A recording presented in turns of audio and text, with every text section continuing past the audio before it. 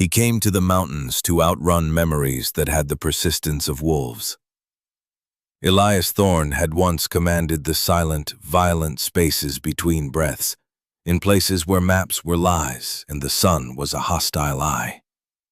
Now he sought the opposite, the grand, indifferent silence of the Idaho Panhandle, where the only orders came from the tilt of the earth and the slow turn of the seasons.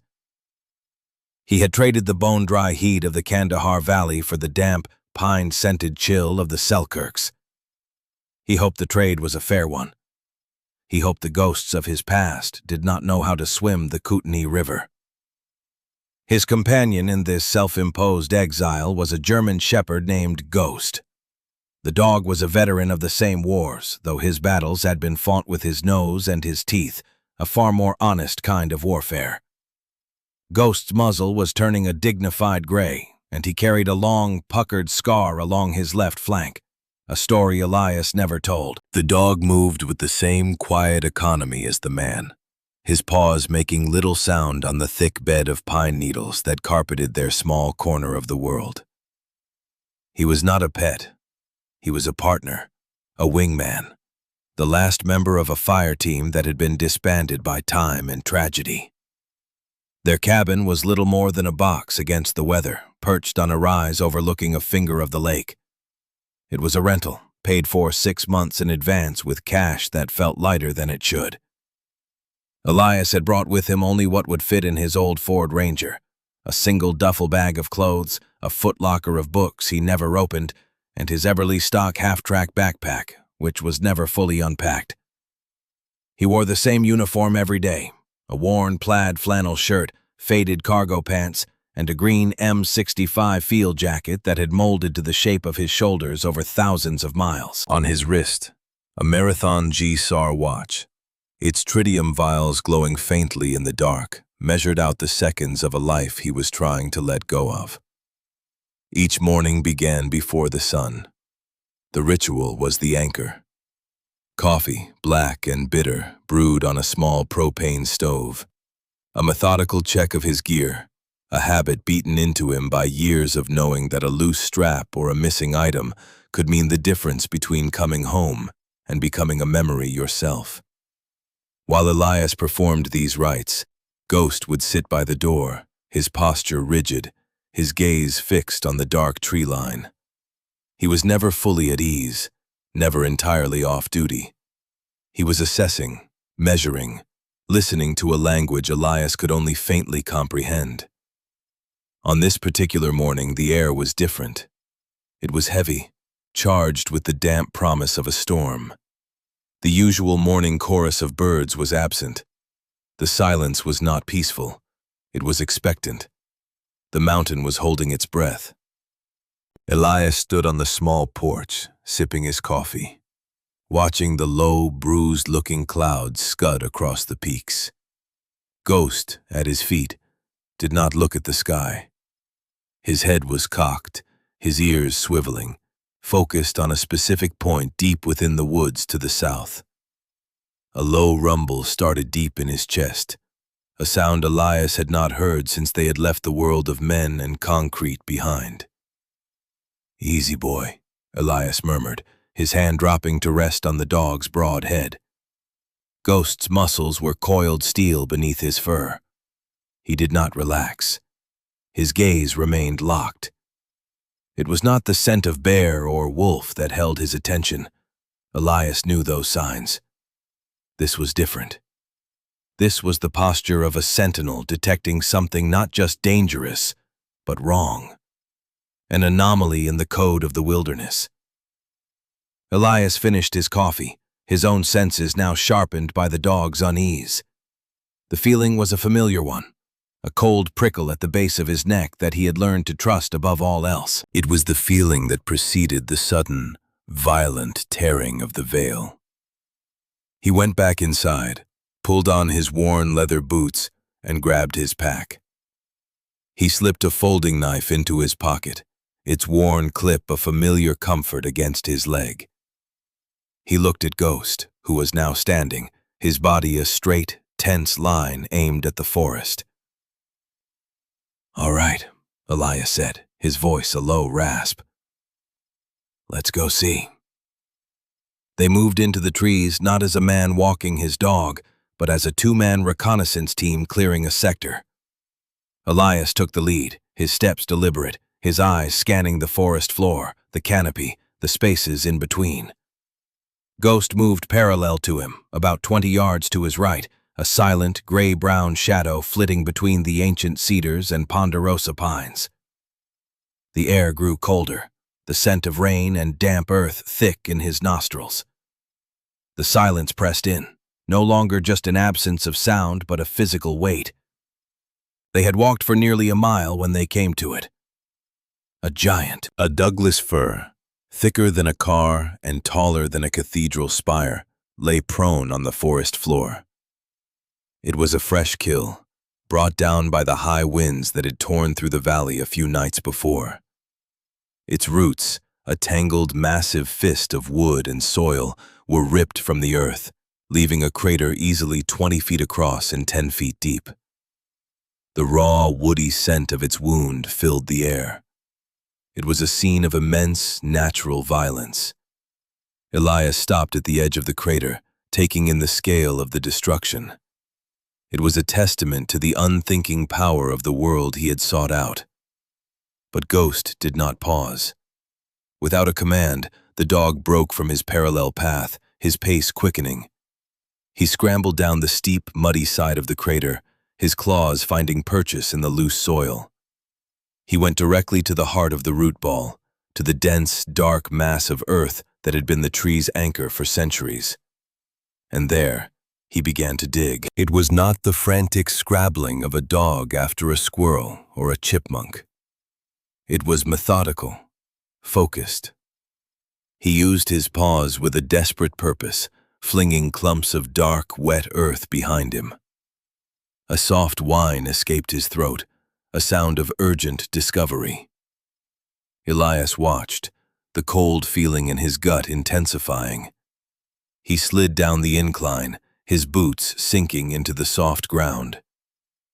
"Ghost, what is it?" The dog ignored him. He kept digging, his body trembling with effort. Elias knelt beside him, the dampness of the earth seeping through the knee of his pants. He looked closer at where the dog was digging. It wasn't just dirt and roots. There was something else. A straight edge. A line of dark, corroded metal nearly hidden in the tangle. He brushed away the soil with his hand. It was cold to the touch, unnaturally so. He pushed Ghost gently to the side. Let me see, boy." The dog backed away but remained close, panting, his eyes fixed on the spot. Elias used his hands, then the blade of his folding knife to scrape away more of the earth. The straight edge became a corner. The corner became a rectangle. It was a hatch. A heavy steel plate about 3 feet square, its surface pitted with rust but still solid. A recessed, wheel-like handle was set into its center, clogged with dirt. It was designed to be hidden, and the roots of the giant fir had been its camouflage for a very long time. His heart hammered a slow, heavy rhythm against his ribs. This was not part of the natural order. This was man-made, and it was old, and it was secret. He worked his fingers around the wheel, straining to turn it. It was frozen solid with rust and time. He stood up and scanned the perimeter, his training taking over. He found a thick, broken branch, heavy and solid. Using it as a lever, he wedged it into the handle and threw his full weight against it. For a moment, nothing happened. The wood groaned. Then, with a piercing shriek of tormented metal, the wheel broke free. It turned, stiffly, one agonizing inch at a time. After several minutes of heaving, a deep, resonant clunk echoed from beneath the steel. The locking mechanism had disengaged. Elias dropped the branch, his breath pluming in the cold air. He gripped the edge of the hatch with both hands and lifted. It was immensely heavy, a dead weight that fought him every inch. With a final guttural effort, he heaved it up and over, letting it fall to the ground with a deafening clang that seemed to scandalize the forest's silence. A square of perfect, impenetrable blackness opened up at his feet. A wave of cool, subterranean air washed over him, carrying a scent that was clean, dry, and faintly metallic. It smelled of nothing, which was the strangest thing of all. No decay, no mold, no dampness, just still, sterile air. He peered into the darkness. A steel ladder was bolted to the near wall, descending into the unknown. Ghost whined again, a note of warning this time. "Stay," Elias commanded, his voice tight. The dog sat, his body rigid, a furry Cerberus guarding a newfound gate to the underworld. Elias unclipped the small flashlight from his pack's shoulder strap and clicked it on. The beam cut a sharp white cone into the darkness, revealing a small, concrete-walled room. It was not a root cellar. It was a bunker. He swung his legs over the edge and started down the ladder, the cold steel rungs biting into his palms. The air grew colder with each step. 10 feet down, his boots touched a solid concrete floor. He swept the light around the space. It was small, no more than 12 feet by 12 feet. A single cot was folded neatly against one wall, a wool blanket pulled taut over it. Against the opposite wall stood a set of simple wooden shelves. The place was Spartan, but it was immaculate. There was no dust, no cobwebs. It was as if someone had just swept it clean. His light fell upon the shelves, and his breath caught in his throat. This was where the anomaly became a living thing. The shelves were stocked with supplies, canned goods, neatly arranged, labels facing out. But it was the items next to them that made the hair on his arm stand up. A crate of military-issue MREs, meals ready to eat. He picked one up. He knew the packaging, the feel of it. He checked the date stamp on the side of the box. Packed less than 6 months ago. His light moved on. A high-end water filtration pump still in its box. A stack of chemical light sticks. A first aid kit, not a simple commercial one, but a trauma kit, packed with quick clot, tourniquets, and Israeli bandages. And next to that, a small stack of batteries still in their sealed plastic packaging. AA and AAA. Fresh. Someone was still using this place, or had been very recently. This wasn't a forgotten Cold War relic. This was an active safe house, a hideout. And the storm that had felled the tree had just, inadvertently, ripped the secret of its existence out of the ground. He stood in the center of the small room, the flashlight beam trembling slightly in his hand. The silence of the mountain was gone, replaced by the roar of 1,000 unanswered questions. Who built this? Who is it for? And who is the person, the ghost, who came here to replenish the supplies? The weight of the discovery settled on him, a responsibility he had not asked for. He had come to this wilderness to be left alone, to sever his ties to the world of secrets and obligations. But the world, it seemed, had followed him. It had buried itself under a tree and waited. He turned the MRE over in his hand. The familiar blocky lettering, the sterile packaging, felt like a message from his old life. A life where a hidden cache of supplies meant someone was in trouble. Or someone was the trouble. Ghost barked once from the top of the ladder, a sharp, commanding sound. It broke the spell. Elias looked up, seeing the dog's silhouette against the gray, overcast sky. He was right. Lingering here was a risk. Whoever maintained this place might return. He took one last look around the room, committing the layout, the contents to memory. He had the training to analyze a site, to understand its purpose through the artifacts left behind. This place was about survival, long-term, and solitary. It was a bolt hole, a place to disappear. but it was maintained with a discipline that spoke of something more than just a paranoid recluse. It spoke of a protocol. He climbed back up the ladder, his mind racing. As his head cleared the opening, the world outside seemed different, charged with a new significance. Every shadow could be a watcher. Every gust of wind could be a footstep. He heaved the heavy steel hatch back into place. The finality of the thump as it settled into its frame did nothing to calm his nerves. He couldn't leave it like this. An exposed hatch was a flag, a beacon. He worked for the next hour with a frantic, focused energy. Using the broken branch and his bare hands, he pushed and pulled dirt, rocks, and tangled roots back over the steel plate. Ghost watched, a silent supervisor, his earlier anxiety replaced by a low, steady vigilance. Elias was not a forensic expert, but he knew how to disturb the ground and then make it look less disturbed. He scattered pine needles and leaves over his work, trying to mimic the chaos of the uprooted tree. It wasn't perfect. A trained eye would spot the tampering in a second, but it was the best he could do. By the time he finished, his hands were raw and caked with mud. The rain had begun to fall, a cold, steady drizzle that plastered his hair to his forehead and darkened the fabric of his jacket. The fresh earth he had moved soaked up the water, darkening to the color of the surrounding soil. The rain was a gift, washing away his tracks, helping to blend his work back into the landscape. He stood up, his body aching, and looked at the site. The giant, dead tree, the crater, the patch of ground that now looked only slightly more disturbed than the rest of the raw earth. It would have to be enough.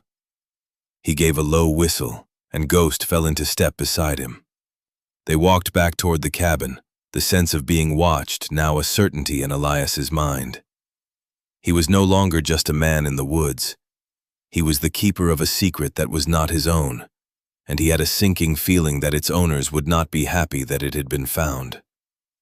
The drive to the town of Clark's Fork was a necessary evil. Elias preferred the company of trees to people, the silence of the woods to the small talk of civilization.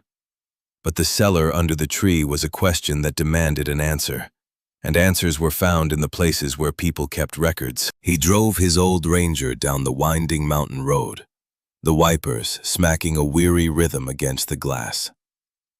Ghost sat in the passenger seat, his head up, scanning the road ahead as if expecting an ambush. Elias found the dog's professional paranoia strangely comforting. At least he wasn't the only one. The town was a small, stubborn collection of buildings clinging to the riverbank, a place that time seemed to have largely forgotten. The Bonner County Courthouse Annex was a squat brick building from the 1950s, smelling of floor wax and old paper. He walked in, his boots echoing on the linoleum floor, feeling out of place and oversized. He drew a few curious glances. In a town this small, a new face was an event. Behind a high wooden counter sat a woman who looked as if she had been carved from the same granite as the nearby mountains. She was in her late 50s, with sharp, intelligent eyes and graying hair pulled back in a severe bun. A small brass plaque on her desk read, "Martha Gable, County Clerk." She looked up from a thick ledger as he approached, her expression neutral but appraising. She missed nothing. "Can I help you?" Her voice was crisp, no nonsense. "I'd like to look at some plat maps," Elias said, his voice quiet. "For a piece of land up in the National Forest, north of the lake." Martha Gable raised an eyebrow. "Most of that is federal land, not much private holding up there." "This one might be," he said. "It's an isolated parcel. I stumbled on an old property marker." It was a thin lie, but better than the truth.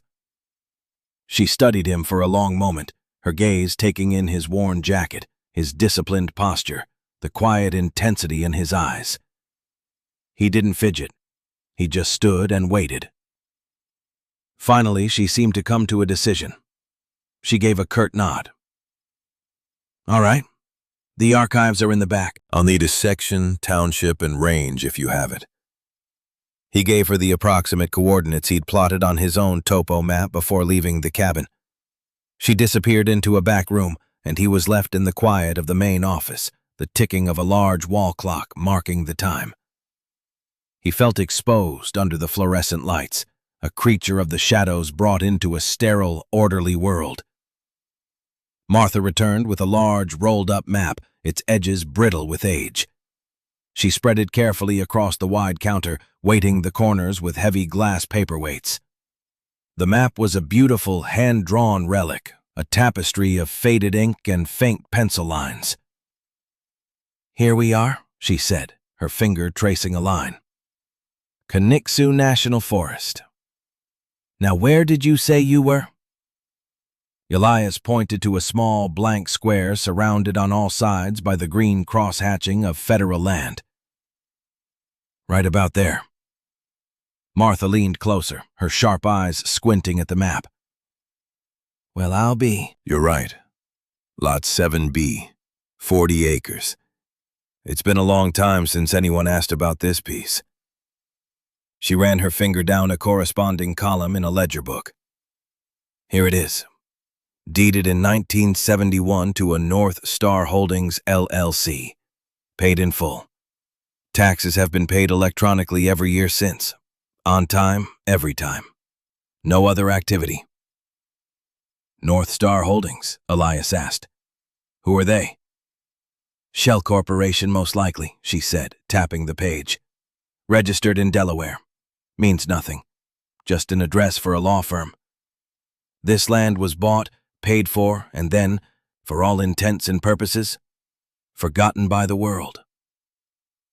She looked back at him, her curiosity piqued. "Why the sudden interest in a piece of forgotten land?" "I'm just curious about the history of the area," he said, the lie feeling thinner now. She didn't look convinced. "If you really want to know about old parcels and lost markers, you should talk to Silas Croft." He was the Forest Service's lead surveyor in this county for 30 years. Retired now. Lives over on River Street.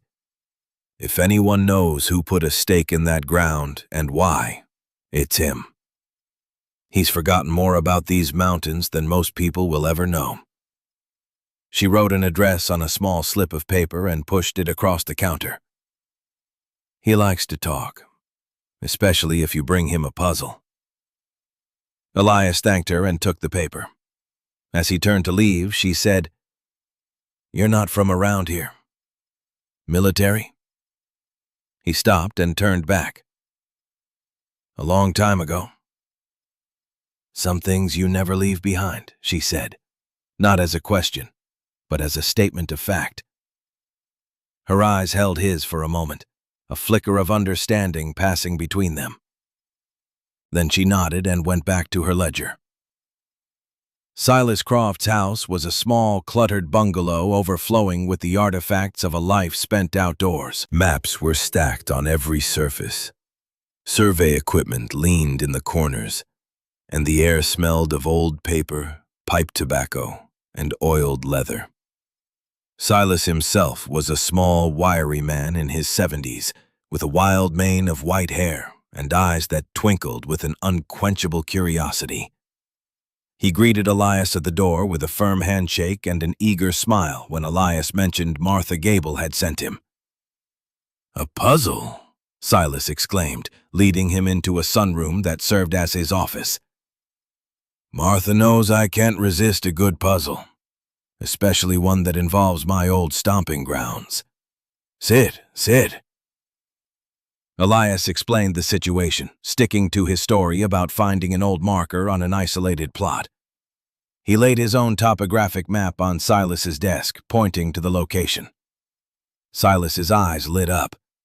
He began pulling out his own maps, old Forest Service surveys, aerial photographs from different decades, spreading them out like a general planning a campaign. "Lot 7B, yes, I remember this one," Silas muttered, his finger tracing the same lines Martha had. "Always thought it was odd. A perfect 40-acre square cut out of the forest with surgical precision. No access road. No reason for it to be there. In the 70s, there was a big push by development companies to grab up parcels like this, hoping the Forest Service would eventually sell off the surrounding land. But this one was different. He pulled out a magnifying glass and leaned over a survey map from 1972. The survey team that marked this plot wasn't one of ours. They were private contractors. Very professional, very discreet. They came in, did the job in 2 days, and left. "And look here," he said, tapping the glass. "The official record says the southeast corner marker was unrecoverable in the 78 resurvey. But I was on that team. I remember it. It wasn't unrecoverable. It was gone. Not washed out, not buried. Precisely removed." The rebar was cut clean at the base. Elias felt a chill. The removal of a survey marker was a federal offense. It was a deliberate act of concealment. Why would anyone do that? To make the land disappear from the map, so to speak, Silas said, leaning back in his chair. If the corners aren't marked, and it's surrounded by 1,000,000 acres of national forest, it becomes a ghost. A piece of land that exists only on paper in a dusty file in the county clerk's office. He looked at Elias, his expression sharp. "You didn't just find an old marker, did you, son? You found something else." Elias hesitated. He had come here for information, not to involve anyone. But Silas's keen intelligence and deep knowledge of the land were a resource he couldn't ignore. He made a decision. "I found a structure," he said, his voice low. "Underground. Hidden." Silas's eyes widened, but he didn't look surprised. He looked vindicated. "I knew it," he whispered, a triumphant smile spreading across his face. "I always knew there was something more to Lot 7B. For 50 years I've wondered. A structure, you say? What kind?" Elias described the cellar, the steel hatch, the concrete walls, the immaculate condition. He described the supplies. When he mentioned the MREs with the recent date stamp, Silas fell silent, the excitement draining from his face, replaced by a deep gravity. "This is no weekend prepper's cabin," Silas said quietly. "This is something official, or semi-official. Something meant to stay hidden for a very long time." He stood up and paced the small room. The Cold War was a strange time. The government had all sorts of contingency plans, black sites, relocation spots for essential personnel. Most were decommissioned. But some things just fall through the cracks, or they're kept off the books for a reason. The puzzle was no longer academic. It had weight. It had a pulse. Elias felt the familiar tightening in his chest, the pull of a duty he had tried so hard to shed. He knew he had to go back. There was more to find. Silas seemed to read his mind. "Be careful, son," the old surveyor said, his voice low and serious. "A man who builds a secret house in the woods doesn't want visitors, and a man who keeps it supplied for 50 years is patient and dangerous." The rain was still falling when Elias returned to the cabin. He fed Ghost, then sat at the small wooden table, the information he'd gathered swirling in his mind. North Star Holdings, a removed survey marker, a secret maintained for half a century. It all pointed to a carefully constructed lie. He knew the next step. The answer, if it existed, was in that cellar. Under the cloak of a moonless, overcast night, he and Ghost made their way back to the fallen tree. The darkness was absolute, but Elias moved through it with a practiced ease, his senses alive. He uncovered the hatch, the wet earth cold and heavy in his hands. He descended again into the silent, sterile room, Ghost waiting like a statue at the top of the ladder. This time he searched with a specific purpose. He was looking for records, for a story. His light fell on a small, drab green footlocker tucked under the cot. It was locked with a simple padlock. It was a token gesture, not a serious defense. He used the pry bar on his multi-tool, and the lock's hasp snapped with a sharp crack. He lifted the lid. His breath misted in the cold air. The locker was filled not with weapons or survival gear, but with documents. Stacks of files in manila folders, a thick, leather-bound journal, and at the bottom, a small shoebox-sized case containing dozens of cassette tapes. He picked up the journal. The leather was worn smooth. He opened it to the first page. The handwriting was neat, precise. The first entry was dated October 17th, 1971. "My new home," it read. "They call it a safe house. It feels like a tomb. But a tomb is safe, I suppose. The air is cold, but the silence is colder. My guardian, a man I know only as Silas, says I will be safe here. He helped build this place. He says they will never find me." I testified. I gave them the documents. I told them how the company sold faulty guidance systems, how they covered up the tests. I did the right thing. And for doing the right thing, my reward is to be buried alive.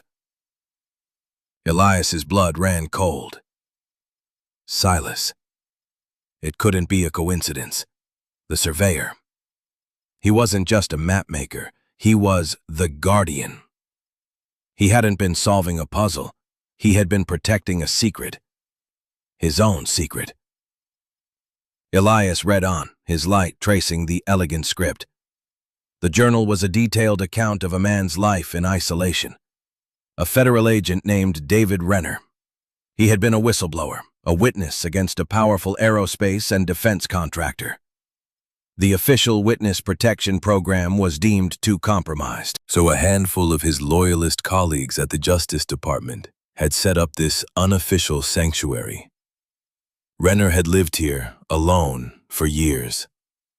He wrote of the changing seasons, the wildlife, the crushing loneliness. The entries grew more sporadic in the 1980s. Then, in 1992, they changed. My guardian is old now. He says he cannot make the journey as often. He has trained a successor, someone he trusts. The supplies still arrive. The world outside goes on. But I feel a change. The company I testified against has grown, merged, become a hydra with 1,000 heads. Its name is different, but its heart is the same. I see their new name on the financial pages of the old newspapers the new guardian brings. The final entry was dated nearly a year ago. The handwriting was shaky, hurried. They're clearing the forest to the north. I can hear the machinery. A survey team was here last week. They did not look like Forest Service. They had expensive equipment. They lingered near the ridge. I think they know. After all this time, I think they finally found me. I left a message for my guardian. I am going to ground. If you are reading this and you are not him, then I am gone. And they are coming for what is here. The truth is on the tapes. Don't let them bury it with me. Elias closed the journal, his knuckles white. David Renner. He had disappeared. And now, Elias understood. The supplies he'd found were not for Renner. They were a blind drop, left by a new guardian who didn't know his charge was gone. Or worse, a trap. He looked at the box of cassette tapes. The truth. Renner's recorded testimony, the evidence he had kept hidden for 50 years. He reached for the box, his duty clear now. This was not a secret he could rebury. This was a story that had to be told, a debt that had to be paid. As his fingers closed around the cold plastic case, he heard it. A sound from above. Faint, but unmistakable. The crunch of tires on a gravel logging road. A sound that did not belong in the heart of this deep wilderness. They were here. Elias froze, his hand still on the box of tapes. The sound of the engine grew closer, then stopped. A car door opened and closed with a solid, expensive-sounding thud. He instantly switched off his flashlight, plunging the cellar into absolute blackness. He held his breath, listening. Above, he heard the faint sound of footsteps, a man moving with confidence through the woods. He retreated from the ladder, pressing himself against the far wall, his body shielded by the shelving unit. He drew the folding knife from his pocket, its familiar weight a small, cold comfort. It was a poor weapon against a real threat, but it was something. His heart beat a slow, steady cadence, a rhythm honed by years of waiting in the dark. A beam of a powerful flashlight cut through the drizzling rain above, sweeping across the crater left by the fallen tree. The light was methodical, searching. Then a voice, calm and articulate, drifted down into the cellar. "A bit of a mess, isn't it? Nature's way of redecorating." Elias remained perfectly still. Ghost above was silent. Too silent. Elias knew that meant the dog had gone into a state of high alert, a low-profile observation mode where he would not make a sound to give away his position. The footsteps came closer to the hatch. "I know you're in the area," the voice continued, conversational, as if discussing the weather. "My company just acquired the timber rights to this parcel. North Star Holdings has finally decided to divest. We're performing an environmental survey before we begin reclamation." The lies were so smooth, so polished. North Star Holdings, the shell corporation. This man wasn't a surveyor. He was the reason David Renner had run. Elias listened, his mind piecing it together. The company had finally bought the land itself, giving them the legal right to be here, to tear the place apart until they found what they were looking for. A second set of footsteps, heavier, crunched nearby. "No sign of him, Mr. Jennings," a rougher voice said. "Just the downed tree." "He's here, Davis," the first man, Jennings, replied, his voice losing none of its pleasant calm. "The locals in town are chatty. A stranger asking questions about this specific lot. A tall man with a dog. He can't be far." The flashlight beam played over the disturbed earth where Elias had recovered the hatch. It paused. "Well now, that's interesting," Jennings said softly. "Looks like someone's been digging. It seems our stranger is more than just a curious hiker." Elias knew he couldn't stay hidden forever. They would find the hatch eventually. He had to control the encounter. Taking a deep breath, he clipped his own small flashlight back onto his pack's strap and climbed the ladder. He pushed the heavy steel door open just enough to stick his head out. The man named Jennings was standing about 10 feet away. He was in his late 40s, dressed in expensive outdoor gear that looked like it had never seen a speck of mud. He had a handsome, trustworthy face and a polite smile. He held a large, powerful flashlight. Beside him stood a younger, broader man with a military haircut and a guarded expression. Davis. He looked uncomfortable, his eyes darting around the woods. When Elias emerged, Jennings's smile didn't falter. He just raised his eyebrows slightly. "There you are. We were just talking about you. I'm Richard Jennings with the Gallatin Timber Collective. And you are?" "Just a hiker," Elias said, his voice flat. He kept his body framed in the opening, not exposing himself fully. "Got caught in the storm. This looked like a good place to take shelter." Jennings's gaze flickered from Elias's face to the open hatch, then back again. His smile tightened almost imperceptibly. "A hiker who happens to find a 50-year-old hidden cellar in the middle of a national forest and decides to move in. That's quite a coincidence." He took a step closer. "This is private property now. I'm going to have to ask you to leave." "I will," Elias said. "Just gathering my things." "Of course," Jennings said smoothly. "But I'm afraid anything you found down there has to stay. It's part of the property we acquired. Historical artifacts, you understand.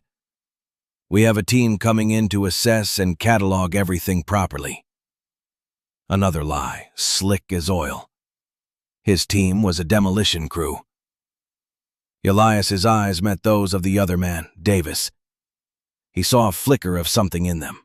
Recognition, maybe. Davis's posture, the way he stood at a relaxed parade rest, the way his eyes constantly scanned the perimeter. It was the posture of a former soldier. "There's nothing down there but some old cans and a cot," Elias said, his gaze returning to Jennings. "Then you won't mind if we have a look for ourselves," Jennings said. He gestured for Davis to move forward. As Davis took a hesitant step, a new sound entered the clearing. It was not loud. It was a low, guttural growl that seemed to vibrate in the very air. From the shadows near the edge of the crater, Ghost emerged. He didn't bark or snarl. He simply walked forward into the edge of the light, the fur on his back standing up in a solid ridge from his neck to his tail. He lowered his head, and for the first time, he showed his teeth. The gesture was controlled, economical, and absolutely terrifying. It was the final, non-negotiable warning of a creature that knew its purpose. Davis stopped dead in his tracks. He was a man who understood warnings. Jennings, however, only looked annoyed. His smile finally vanished, replaced by a mask of cold impatience. "Your dog is aggressive. You should control it." "He's not aggressive," Elias said, his voice dropping to a near whisper. "He's a good judge of character." The words hung in the damp air between them. The polite fiction had been stripped away. This was no longer a misunderstanding between a hiker and a landowner. It was a standoff. Jennings looked from the unmoving dog to the unwavering man in the hatchway. He was a man used to getting his way through money and influence, not force.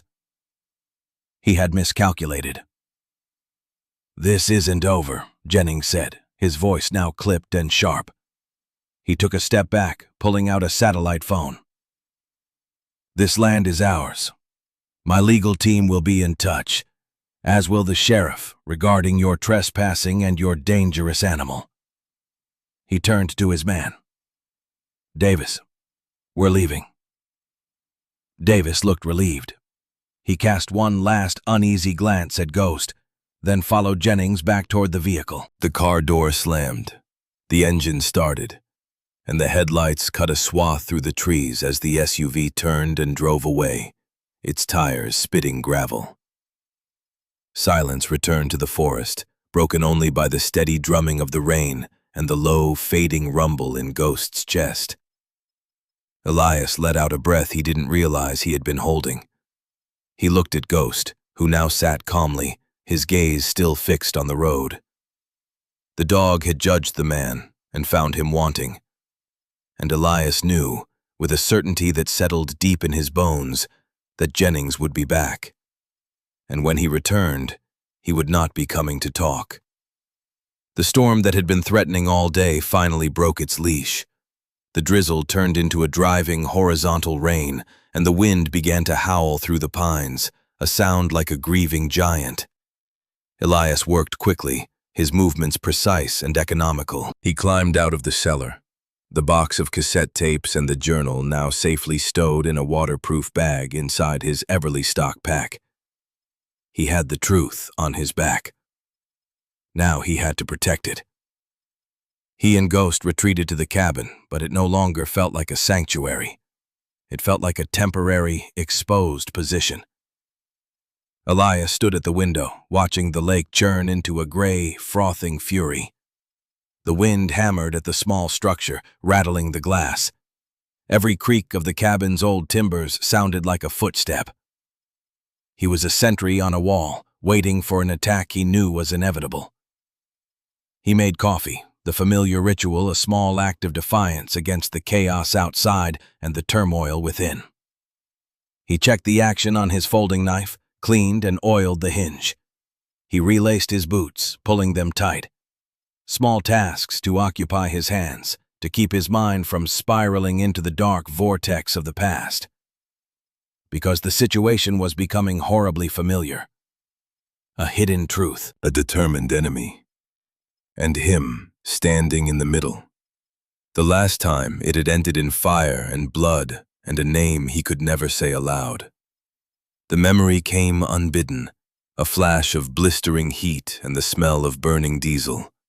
A dusty village in Helmand Province, a teammate, Corporal Miller, trapped in a disabled vehicle, bleeding out. The order from command crackling over the radio. Viper 1, you are compromised. Pull back now. I repeat, exfil now. Leave the asset. The asset. Not Miller. Not a man with a wife and a daughter. An asset.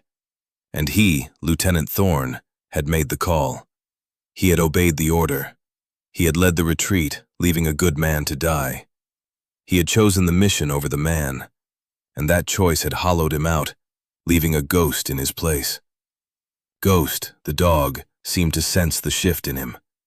He padded over from the door and rested his heavy head on Elias's knee, his warm brown eyes looking up with an expression of profound, uncomplicated loyalty. Elias rested his hand on the dog's head, his fingers sinking into the thick fur. Not this time, boy, he whispered to the dog, or maybe to himself. This time is different. The wait lasted through the night and into the gray, weeping dawn. The storm hadn't broken. It had only settled in, a miserable, persistent siege. Elias didn't sleep. He sat in a chair facing the window, Ghost at his feet, the two of them a silent, wakeful vigil. Just after sunrise, he saw them. A different vehicle this time. A heavy-duty work truck, a 4x4 with a massive winch on the front bumper and a utility bed filled with chains and tools.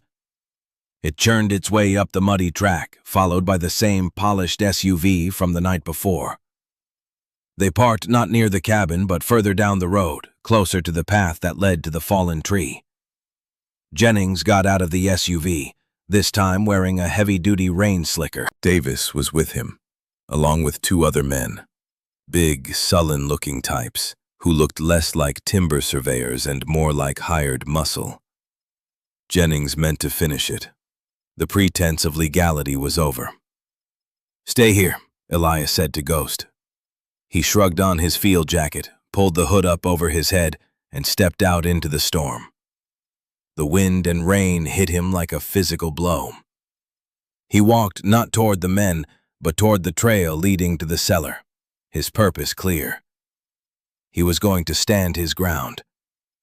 He reached the crater just as Jennings and his crew arrived from the other direction.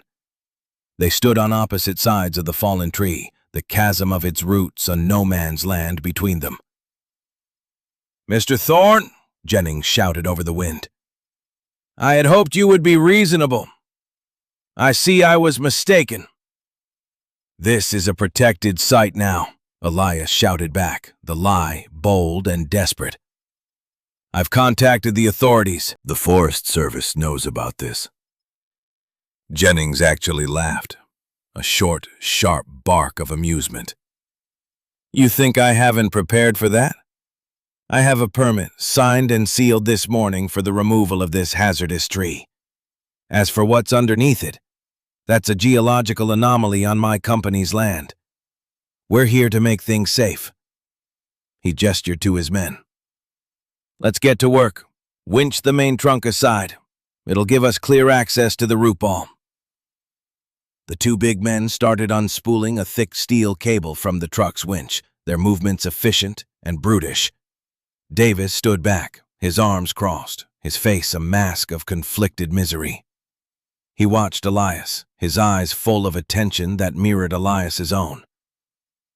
Elias walked around the crater, placing himself directly in front of the patch of earth that covered the hatch. He stood with his feet planted, his arms at his sides. A simple, immovable object. "You're not touching this spot." Jennings's face hardened, the last vestiges of his corporate polish washed away by the rain. "Get out of the way, Thorne. Don't be a fool. There's nothing here for you but trouble." "I'm not moving," Elias said. "Fine," Jennings snarled. He nodded to one of the men. "Hook the cable to that big root section there. We'll pull it clear. If he's standing in the way, that's his problem." The man attached the thick cable to a massive splintered section of the root ball, not far from where Elias was standing. He gave a thumbs up to the man operating the winch. The truck's engine revved, and the cable went taut with a groan. The massive chunk of wood and earth resisted for a moment, then began to shift, tearing more of the muddy earth away.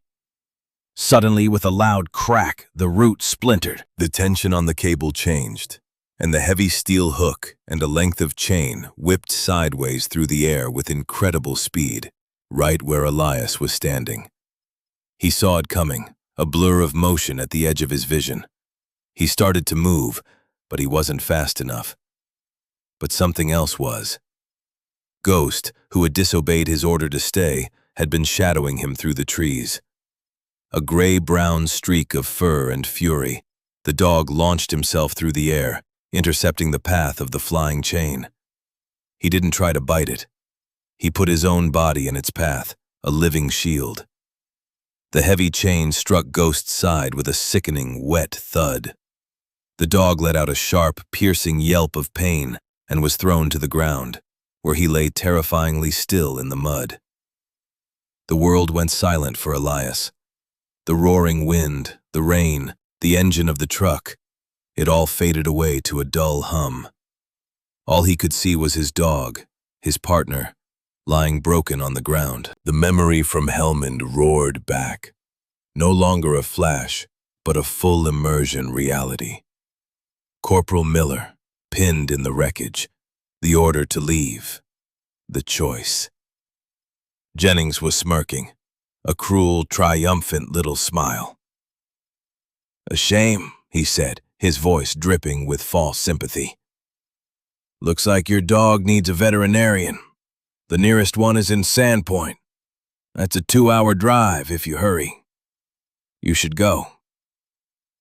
He was offering Elias the same choice: the mission or the man, the cellar or the dog. Abandon the post to save your partner. It was a perfect, diabolical trap. Elias looked at Ghost, whose side was rising and falling in shallow, ragged breaths. He looked at the smug, expectant face of Jennings. He looked at the cellar, the secret it held. Then he looked at Davis. The younger man's face was pale, his eyes wide with horror. He had seen it all. He knew it hadn't been an accident. In that instant, the ghost of Lieutenant Thorne died, and Elias Thorne, the man, was reborn. He made the opposite choice. He walked over to Ghost, his movements calm and deliberate. He knelt in the mud and gently, carefully, scooped the heavy dog into his arms. Ghost whimpered, a low, pained sound. Elias ignored Jennings, ignored the winch, ignored the mission. He turned his back on them and carried his wounded friend to the cellar. He laid him gently on the floor just inside the opening, then climbed down after him. With his last act before disappearing from their sight, he reached up, grabbed the inside handle of the heavy steel hatch, and pulled it shut. A deep, resonant thud echoed through the small concrete room, sealing them in darkness. He had chosen the man, not the mission. He had chosen loyalty. He had chosen to stay. Inside the bunker, he fumbled for his flashlight, his hands shaking. He found it and switched it on. Ghost was lying on the cold concrete, his breathing shallow. Elias immediately went to the shelves and grabbed the trauma kit. He worked quickly, his past training a steadying hand. The chain had struck Ghost's flank, a brutal, crushing blow. There was a deep laceration, and he could feel broken ribs beneath the skin. He cleaned the wound, applied a pressure dressing, and wrapped the dog's torso tightly to stabilize the ribs. Ghost licked his hand weakly. Elias sat on the floor, pulling the dog's head into his lap, stroking his fur. "You're okay, boy," he whispered, his voice thick. "You're okay. I'm right here. I'm not leaving." Outside, he could hear shouting. The winch engine revved again, then died with a grinding clatter. There was more shouting, Jennings's voice, angry and frustrated. Elias couldn't make out the words, but the tone was clear. Their plan had hit a snag. He didn't know that on the surface, Corporal Davis had made his own choice. Seeing the deliberate, callous act that had injured the dog, an animal that, to his trained eye, was clearly a fellow veteran, had been the final straw. While the other men were distracted by Elias's retreat into the cellar, Davis had walked over to the winch. With a quick, discreet movement, he had opened a small maintenance panel and severed a hydraulic line with the pliers on his multi-tool. Then he had walked away, back to the edge of the woods, and pulled out his personal cell phone. His call was brief. He reported an illegal excavation and an armed standoff on a protected federal plot, giving the coordinates he had memorized from Jennings's own maps. He said the tip was anonymous, from a hiker. He was covering his tracks, but he had thrown the switch. He had chosen a side. Elias knew none of this. He only knew that for the first time in years, the crushing weight on his soul felt a little bit lighter. He had faced the same demon from his past and had not flinched. He had stayed. Whatever happened next, he had won the battle that mattered. He sat in the dark, silent tomb, the life of his friend in his hands, and waited for the dawn. The morning after the storm was unnaturally quiet. The wind had died, the rain had stopped, and a pale, watery sunlight filtered through the tall pines. Inside the cellar, Elias had not moved. He had spent the night monitoring Ghost's breathing, keeping him warm with the wool blanket from the cot. The dog was stable, though still in pain. The silence from above had been absolute since the winch had broken. Around 8 in the morning, a new sound came. Not the aggressive growl of a work truck, but the quieter, more official sound of multiple vehicles approaching. He heard doors opening and voices, calm, authoritative. He held his breath, listening. A sharp rap on the steel hatch above broke the silence. "This is the Bonner County Sheriff's Department," a man's voice called out. "Is anyone down there? We have a report of a disturbance." Elias let out a slow, steadying breath. Davis's call had worked. He laid Ghost's head gently on the folded blanket, then climbed the ladder. He pushed the heavy hatch open and was met not with threats, but with the cautious, professional faces of 2 sheriff's deputies, their hands resting on their sidearms. Behind them, standing at the edge of the crater, was Martha Gable. "Mr. Thorne," she said, her expression a mixture of concern and stern disapproval. "You seem to have a talent for finding trouble." Down the path, Elias could see Jennings, his expensive clothes now muddy and disheveled, arguing with another deputy. The 2 large men he had hired were sitting on the tailgate of their disabled truck, looking defeated. Davis was nowhere to be seen. He had done his part and faded back into the landscape. "He's the one you should be talking to," Elias said, nodding toward Jennings. "He was trying to illegally excavate this site." "We'll be talking to everyone," the lead deputy said. "But first, why don't you come on out of there?" "My dog is injured," Elias said. "He needs help." Martha Gable's stern expression softened. She spoke to one of the deputies, who immediately made a call on his radio. "We'll get the vet from a local rescue to meet you at your cabin," she said to Elias. "Now what exactly is going on here? My office has been fielding calls all morning from a lawyer in Boise representing a Mr. Jennings, claiming you're a squatter and a menace." Elias climbed out of the cellar. He was exhausted, covered in mud, but he stood tall. "I have something for you," he said. He reached into the hatchway and retrieved his backpack. From it, he pulled the waterproof bag containing the journal and the box of cassette tapes. He handed them to Martha. "This is the truth of this place." His name was David Renner. Martha took the items, her eyes widening slightly as she saw the age of the journal. She looked from the bag to Elias, then over to Jennings, who had fallen silent, his face pale as he watched the exchange. He knew he had lost. The physical evidence, the truth he had come to bury, was now in the hands of the law. Later that day, back at the cabin, the vet had come and gone. Ghost was resting on a soft bed of blankets by the wood stove, bandaged and sedated, his tail giving a weak thump whenever Elias spoke. The deputies had taken Elias's full statement. The site of the fallen tree was now cordoned off with yellow tape, a protected scene. Jennings and his men had been escorted back to town for questioning. The wheels of justice, slow and ponderous, had begun to turn.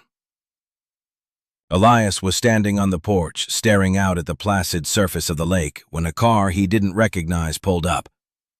It was a modest sedan, a rental. A woman got out. She was tall and slender, with dark hair and a face that was a softer, gentler version of his own. It was his sister, Lena. He hadn't seen her in 3 years. She walked up the steps and stopped a few feet from him. She looked tired, worried. "Martha Gable called me," she said, her voice quiet. "She has a way of being very persuasive. She said you might need someone."